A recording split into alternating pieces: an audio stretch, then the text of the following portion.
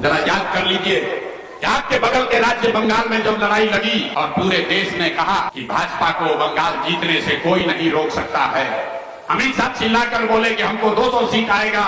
दीदी के टीएमसी के अपने लोग, आधे से ज्यादा टीएमसी का लोग भाग गया डर के मारे भाजपा में। जब पूरे देश में दीदी के साथ कोई खड़ा नहीं हुआ तो यही प्रशांत किशोर दीदी के साथ खड़े हुए थे और हमने कहा कि भाजपा को बंगाल में हराएंगे नहीं, अगर 100 के नीचे नहीं कर दिया तो जीवन में संन्यास ले लेंगे। मेरे भाई, भाजपा को बंगाल में आया 77 और दीदी जीती 200 से ज्यादा सीट, तो हम हो गए भाजपा के एजेंट और आप जो घर में बैठे थे आप हो गए हमको सर्टिफिकेट देने वाले। तो हमें भैया ऐसा सर्टिफिकेट नहीं चाहिए। आप तय कर लीजिए और जिसको अच्छा लगे उसको ही मदद कीजिए, लेकिन ध्यान रखिए गलत को चुनोगे तो गलत ही पाओगे। और अपने बच्चों की चिंता आप नहीं करोगे तो दूसरा कोई चिंता नहीं करेगा।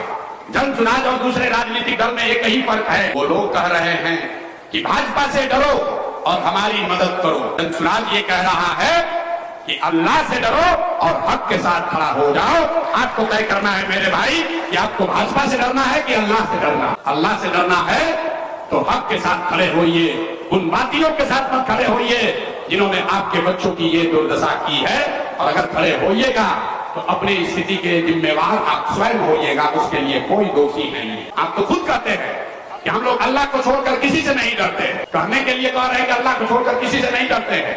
अब कोई भाजपा का नाम ले ले तो आप बातिलों के साथ भी खड़ा होने को तैयार है। तो हम आपसे इतना ही आग्रह करने आए हैं, एक बार अल्लाह से डरिए, हक के साथ खड़ा होइए, अपने आप आपकी तादाद भी बनेगी और आपको जीत भी मुयस्सर होगी, भाजपा को हराया भी जाएगा। यही जन सुराज की सोच है। आपको अच्छा लगे इसमें कंधा लगाइए। जब बिहार जीत कर आएंगे तो 2 बरस में फिर यहीं से यूपी की लड़ाई भी हम ही लोग लड़ेंगे, दूसरा कोई नहीं लड़ सकता। तो प्रशांत किशोर में ही सलाहियत है कि यूपी में आपको जिता सके, इसलिए आप यहाँ जुड़िए, जन सुराज को बड़ा कीजिए। आप